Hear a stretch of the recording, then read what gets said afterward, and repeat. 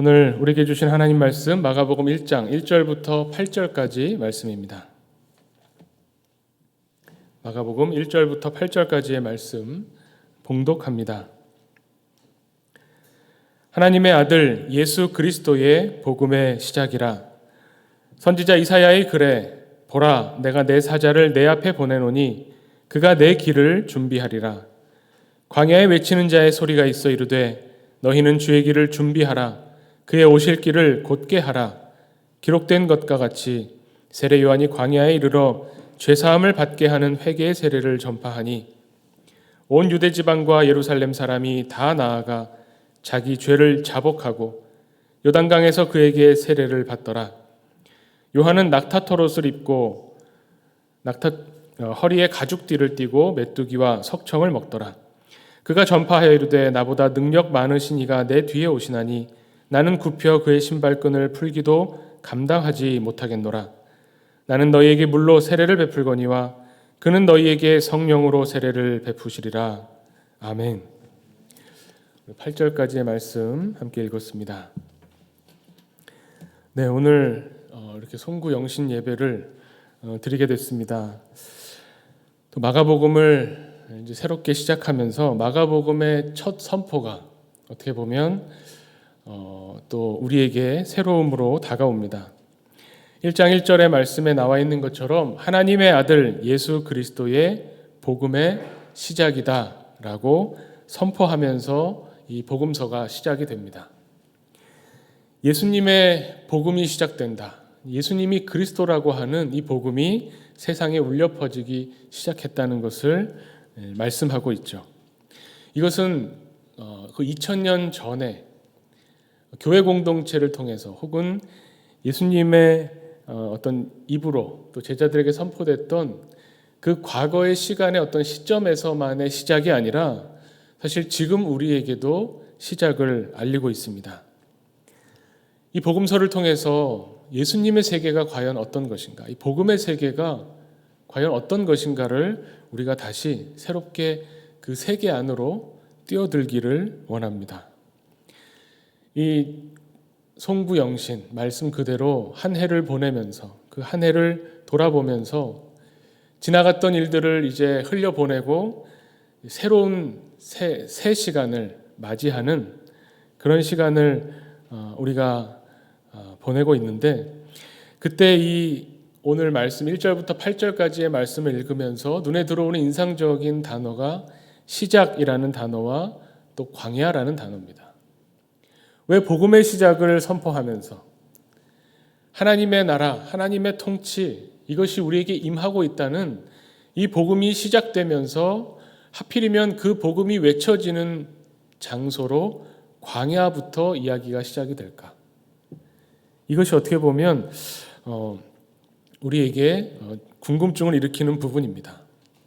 예수 그리스도의 복음의 시작이다라고 선포하고 시작되는 이야기에서 바로 이어지는 말씀이 뭐냐면 선지자 이사야를 통해서 하나님이 말씀하시는데 광야에서 외치는 자의 소리가 있다라고 이야기한다는 겁니다.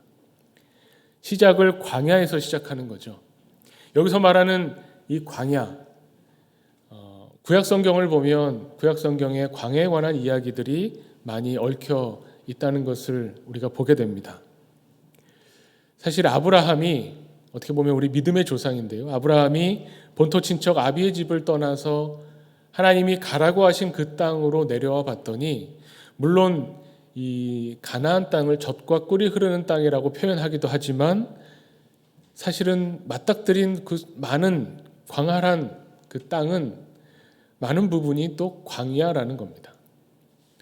아브라함이 가나안 땅에 와서 살다가 살기 힘들어서 애굽에도 갔다 오고 이 밑에 지역으로 내려가면서 만나게 되는 이 광야들, 많은 땅이 어떻게 보면 광야의 부분이었습니다.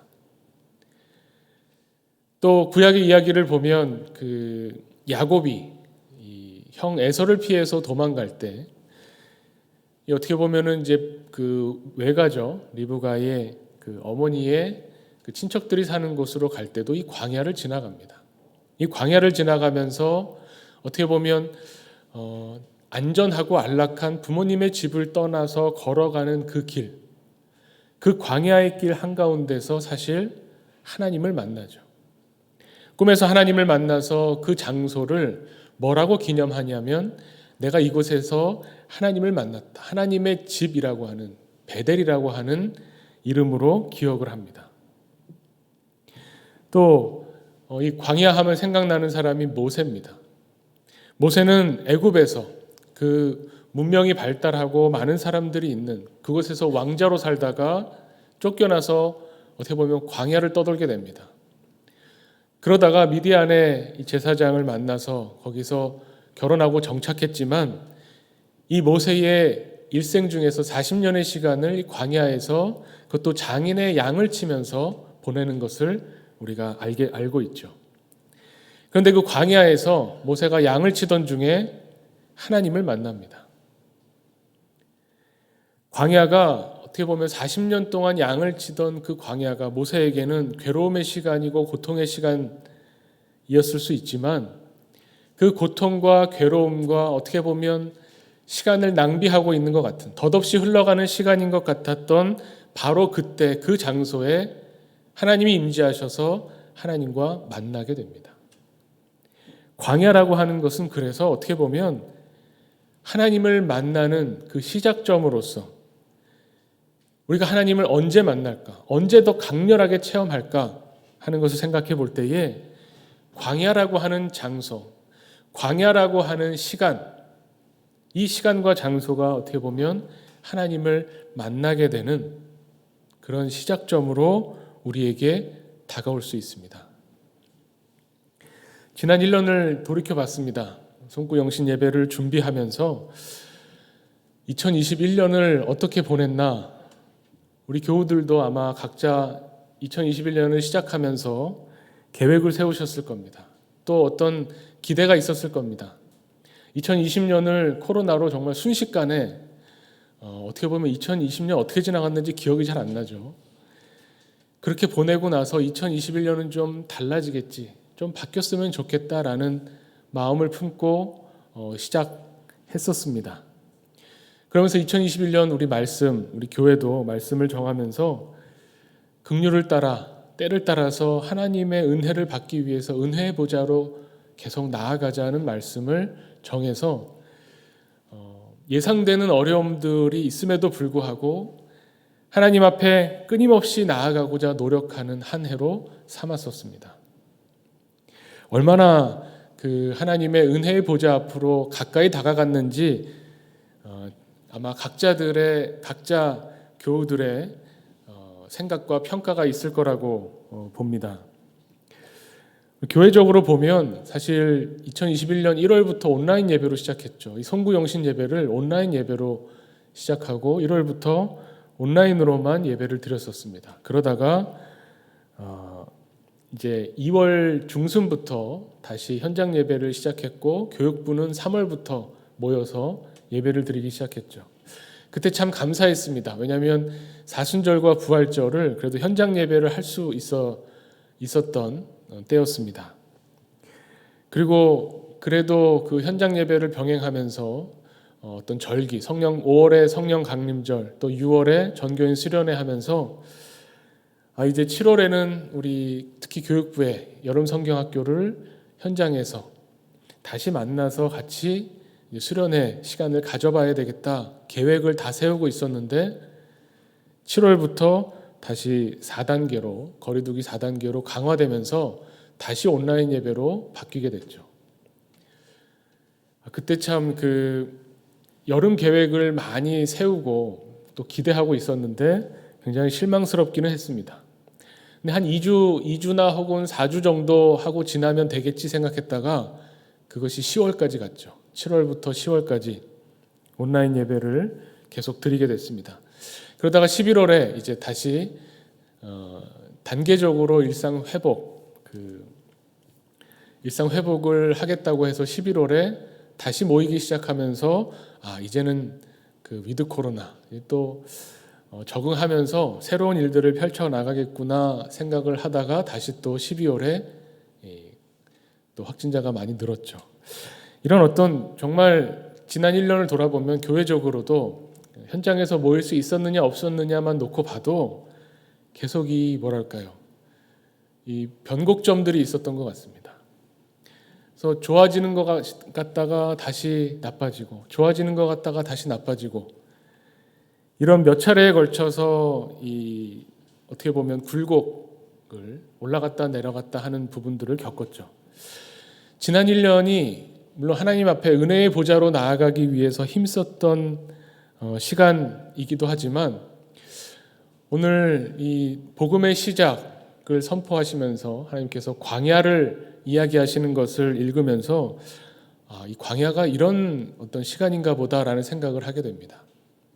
우리가 광야하면 그냥 아무것도 없는 벌판을 생각하죠. 맞습니다. 그런 벌판, 아무것도 없는 정말 광활한 장소가 광야입니다.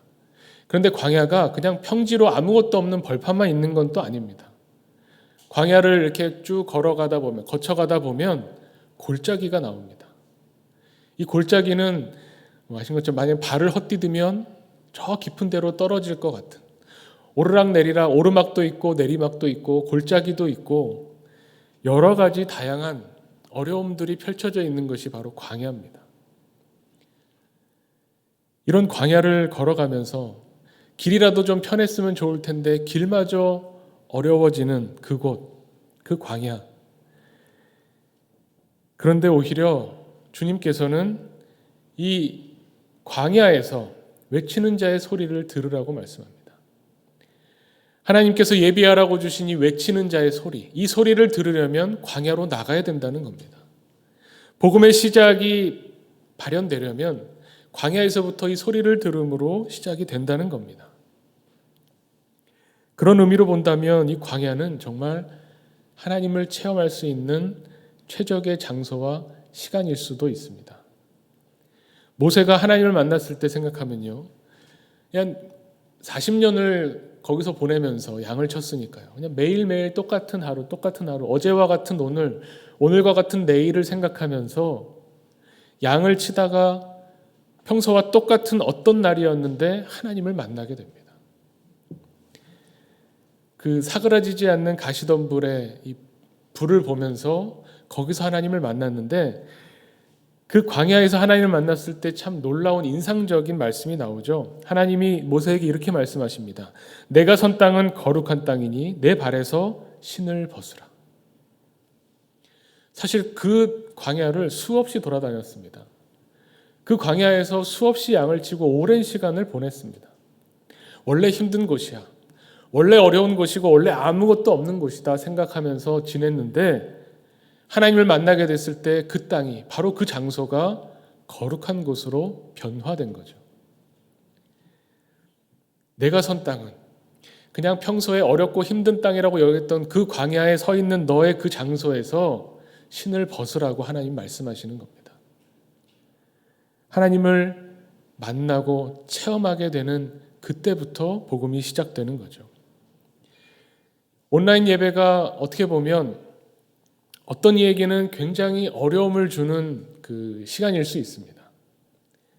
현장에 나가서 그래도 집중해서 예배드리러 나가기 전부터 옷을 차려입고 예배드리러 나가면서 마음가짐을 가지고 이 예배실이라고 하는 공간에 앉아서 함께 예배의 순서에 따라서 찬양하고 기도하고 말씀을 주의 깊게 듣는 그 과정이 어떻게 보면 예배를 드리기 위해서 훨씬 쉽죠. 온라인으로 예배드리는 어려움에 대해서 우리 한번 같이 나눠봤었습니다. 시간 맞추기도 어렵고, 그 다음에 마음가짐과 자세를 바로 하기도 참 어렵습니다. 그렇지만 온라인 예배를 통해서 만약에 하나님을 만나고 체험했다면, 이 예배에 내가 오히려 현장에 오는 것보다 더 집중해서 하나님의 말씀을 찾고 구했다면, 그곳이 바로 하나님이 말씀하시는 내 신을 벗으라고 말씀하시는 바로 그 거룩한 땅이 될 수 있다는 겁니다.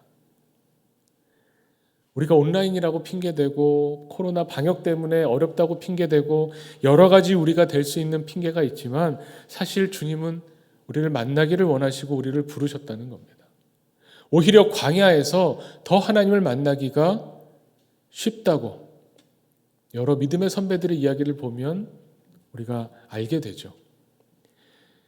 이스라엘 백성, 모세가 하나님을 만나고 나서 행했던 일이 뭐냐면 애굽에 살고 있는 이스라엘 백성들을 데리고 광야로 나온 겁니다. 물론 가나안 땅이라는 목표가 있었지만 모세가 했던 일을 그냥 객관적으로 살펴보면 애굽에서 비록 종살이지만 문명의 땅에서 여러 가지 혜택을 누릴 수 있는 곳에서 그 백성들을 끌고 나와서 광야로 데려온 겁니다. 잠깐 가나안 땅에 가는 과정으로 슬쩍 지나간 것이 아니라 40년 동안을 광야에서 살았습니다. 애굽에서 나와서 광야로 들어갔다는 게 무슨 의미가 있을까요? 어떤 의미일까요? 애굽은 어떻게 보면 정말 문명과 문화적 혜택이 많은 겁니다. 기댈 것이 많고 의지할 것이 많습니다. 마음이 괴로울 때 어떻게 해야 될까? 많은 다양한 방법들이 펼쳐져 있습니다. 힘들고 어려울 때 도움을 청할 때도 있고, 뭔가 먹고 싶은 것이 있을 때 조금만 더 고생하면 먹을 수 있는, 오죽하면 광야에 갔을 때 이스라엘 백성들이 애굽에서 먹던 걸 못 먹어서 다시 돌아가고 싶다라고까지 이야기할 정도로 애굽에는 뭔가 우리의 마음을 끄는 것, 우리가 도움을 받을 수 있을 거라고 생각하는 것들이 많은 곳이었다는 겁니다. 거기에 비하면 광야는요, 그냥 말 그대로 아무것도 없는 곳입니다. 성지순례를 가셨던 적이 있는 분들도 있을 것이고 가실 계획이 있는 분들도 있을 텐데, 정말 이 물리적으로 이곳 이 광야를 나가 보면 그냥 첫 번째 드는 생각이 여기는 정말 아무것도 없구나, 이런 생각이 듭니다. 그냥 보이는 게 단데 그 보이는 것에 뭐가 이렇게 걸리는 게 별로 없고 그냥 땅과 하늘만 있습니다. 그 말은 뭐냐면 우리가 인간적으로 뭔가 도움을 받고 의지할 만한 어떠한 것도 없다는 겁니다. 우리가 의지할, 하나님 외에는 의지할 것이 아무것도 없어졌을 때 우리는 그때서야 비로소 하나님을 찾고 구하게 됩니다. 그런 의미라면 광야는 우리에게 축복이죠. 오히려 하나님께서 애굽에서 살던 하나님의 백성을 끌고 나오셔서 광야에서 살게 하신 것이, 이스라엘 백성이 고백했어야 되는 것은 뭐냐면 하나님, 이 광야가 우리에게 은혜입니다. 이것을 고백했어야 되는 겁니다. 우리도 마찬가지입니다. 우리가 그동안 해왔던 생활들, 저도 한 번도 겪어본 적이 없었던 일을 지난 2년 동안 겪었습니다. 어려서부터 주일에는 그냥 당연히 교회에 가는 것으로, 교회 가서 예배 드리는 것으로, 교회의 여러 가지 행사와 모임과 소속들을 통해서 다채로운 활동들을 펼쳐나가면서 교회에서 생활했던 많은 일들이 있었습니다. 그것이 너무나 자연스럽고, 그것이 때만 되면, 여름이 되면 수련회를 하는 것이고, 봄과 가을에는 사경회를 하던가, 이 1년의 일정에 따라서 1년 동안 그 절기에 따라서 행했던 부활절, 사순절, 추수감사절, 성탄절, 많은 것들이 이 교회 안에서 생활들로 펼쳐져 왔는데 그런 것들이 다 중지된 거죠. 오히려 그렇게 됐을 때 정말 이 교회라고 하는, 또 교회 안에 있는 어떤 그 다양한 우리의 신앙생활을 돕는 많은 부분들을 다 내려놓고 정말 맨몸으로 아무것도 없이 하나님 앞에 서는 것과 같은 경험을 다들 하셨을 겁니다. 그동안 내가 믿음이 좋아서, 믿음이 굳건하고 신앙이 좋아서 행했을 거라고 생각했던 많은 교회 안에서의 활동들이 어떤 부분에서는 정말 하나님 앞에 고백하게 되는데, 이게 내가 종교 생활이었구나 라는 것을 깨닫게 되는 부분도 있었습니다. 나는 믿음 생활이라고 생각했는데, 나는 신앙 생활이라고 생각했는데, 전 사회적으로 이런 일들을 겪어보니까 훨씬 우리의 믿음에 대해서 객관적으로 볼 수 있게 되었죠.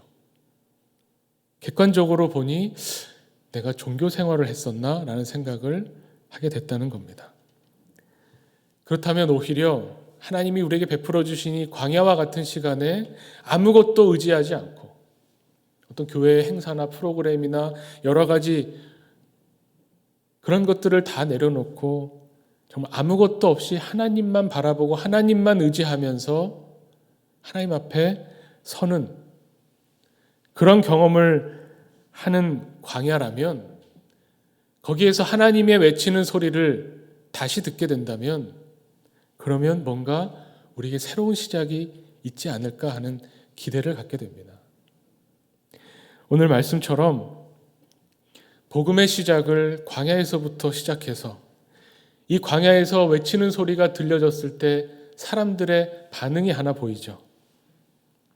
세례 요한이 광야에서 죄사함을 받게 하는 회개의 세례를 전파할 때에 많은 사람들이 이 앞에 나아가서 이 세례를 받고 회개하게 됩니다. 우리가 이 말씀을 들으면서 뭔가 마음이 무거워지고 부담이 되고, 이 복음의 시작은 광야에 나가서 회개하는 것으로, 회개해야 돼, 우리가 잘못했던 것들을 다 하나님 앞에 내놓고 잘못했다고 용서를 빌어야 돼, 이렇게 생각하는데, 물론 회개는 우리의 잘못들, 우리의 죄를 돌아보는 것이 들어가지만, 회개의 더 분명한 의미는 뭐냐면 돌이키는 겁니다. 이제까지 내가 지내왔던, 이제까지 내가 해왔던 그 길에서부터 새로운 길로 바꾸는 겁니다. 하나님을 향하는 길로. 길을 돌이키고 바꾸는 것이 바로 회개죠. 그런 의미로 회개는 하나님이 우리에게 주시는 큰 복이라는 겁니다. 회개하는 사람, 하나님 앞에 나와서 회개할 수 있게 되는 그 모든 것이 하나님의 은혜라는 것을 우리는 고백할 수밖에 없습니다. 은혜 받았다 하는 것이 무엇일까요? 우리가 은혜 받기를 원하잖아요. 은혜 받고 싶어서 교회 나오고 은혜 받고 싶어서 예배를 드리는데, 그런 은혜를 받았다고 하면 어떻게 되는 것인가? 어떻게 달라지는 것인가? 그 달라지는 부분을 회개라고 성경이 이야기하는 겁니다. 은혜 받은 사람이 달라지는 것, 그게 회개입니다. 그래서 회개가 은혜인 거죠. 하나님 앞에 은혜를 받으면 하나님을 더 사랑하게 되고, 하나님의 뜻을 더 찾게 되고, 하나님이 기뻐하시는 일을 하고 싶어지고, 내가 이제껏 걸어왔던 길에서 돌이켜서 하나님이 기뻐하시는 길을 걷고 싶어 하는 것, 그것이 바로 은혜고 우리에게는 회개로 나타난다는 겁니다. 그 자리가, 그 장소가 바로 광야였습니다. 예수님도 이제 마가복음을 통해서 쭉 이어지지만, 예수님도 공생애를 시작하실 때에 광야에서부터 시작하셨죠. 이 광야에서 외치는 자의 소리, 세례 요한에게 가서 세례를 받으시고 성령의 이끌림을 받아서 광야로 나가서 세 가지 시험을 받으시죠. 그러면서 그 시험을 물리치시고 드디어 공생애를 시작하십니다. 우리는 단순히 예수님이 시험 받으셨나? 어떤 자격을 보는 것 같은 테스트, 그런 의미를 생각할지 모르지만, 이 광야에서 앞으로 펼쳐질 십자가의 길, 고난의 길을 걸어갈 수 있는 그런 힘을 공급받으셨다는 겁니다. 하나님을 만남으로. 이 시험이라고 하는 것은 이 내 속에서 벌어지는 끊임없는 갈등 속에서 하나님의 뜻이 무엇인가를 비로소 찾고 깨닫고 붙잡게 되었다는 거죠. 이 광야에서 하나님을 만나고 하나님의 성령의 임재하심을 통해서 성령의 그 힘으로 공생애의 길을 걸어가실 수 있게 된 겁니다. 그런 의미로 이제 시작입니다. 광야에서 하나님을 만나고 하나님의 은혜를 경험해서 길을 돌이켜서 걸어가게 되는 그 길, 그 의미로 시작입니다. 이것을 오늘 마가복음 1장 2절과 3절 말씀에 보면 이사야 선지자의 예언으로 이 일을 이야기하죠. 광야에서 외치는 자의 소리가 있어서 주의 길을 예비할 것이다, 이렇게 말씀합니다. 그 말씀이 바로 이사야서 40장에 나오는 말씀이죠. 이사야서 40장은 우리가 알고 있는 것처럼 그 40장의 첫 시작이 위로하라, 너희는 내 백성을 위로하라는 말씀으로 시작하는 겁니다. 광야에서 우리를 만나주시는 하나님이야말로 우리의 위로가 됩니다. 이제부터 복음의 길을 걸어갈 수 있는 그 시작을 알리는 하나님의 위로의 말씀이 우리에게 선포되는 겁니다. 하나님을 믿는다고 하는 것은 이렇게 선지자를 통해서, 또 오늘 성경 말씀을 통해서 우리에게 선포되는 이 약속과 하나님의 계획을 믿는다는 겁니다. 그것이 하나님을 믿는다는 겁니다. 하나님의 약속을 믿는다면 그 약속을 이루시는 하나님의 그 말씀을 지키기를 원하는 거죠. 하나님의 약속을 믿는다. 이 믿음은 그래서 우리에게 소망을 가지고 옵니다. 소망은 그냥 마음으로 품는 거, 하나님이 해주시겠지라고 마음으로 품는 것이 아니라 이 소망은 행동으로 이어집니다. 우리가 새로워지는 것, 성경에서 말씀하고 있는 이제 복음이 시작된다. 광야에서 외치는 자의 소리를 듣고 회개하고 돌이켜서 하나님의 사람으로 너희들을 살아가게 하겠다라고 하는 하나님의 그 약속을 우리가 붙들 때에 그때 우리는 미래로 향하게 됩니다. 우리의 행동이 바뀌게 됩니다. 하나님께서는 이제 복음을 통해서 우리를 흔들어서 우리의 낡은 것, 우리의 부패한 겉사람을 벗어버리게 하시고 우리에게 새 사람을 입혀주십니다. 그것이 복음으로 새로워지는 사람의 모습이죠. 우리 2022년은 새롭게 시작하시는 하나님과 동행하기를 원합니다. 그래서 말씀을 복음의 시작, 복음으로 새로워짐, 여기에 우리의 마음을 두기로 했습니다. 우리 함께 2022년에는 복음의 시작과 더불어 우리도 다시 새롭게 시작하는, 그래서 하나님이 기뻐하시는 그리스도인으로 살기를 원하고 또 우리 하나교회로 모여서 하나님이 원하시는 교회를 만들어가기를 간절히 원합니다. 하나님이 우리에게 펼쳐주실 계획이 있다고 우리는 믿습니다. 우리가 믿는 것은 하나님의 약속이죠. 하나님이 그 약속을 어떻게 펼쳐가실지 그것을 바라보면서 소망할 때 우리가 드디어 움직여 나가기 시작할 겁니다. 우리 이 소망을 가지고 움직이는 이 시간에 우리가 먼저 하나님 앞에 기도함으로 이 시작을 함께 하기를 원합니다. 이 시간에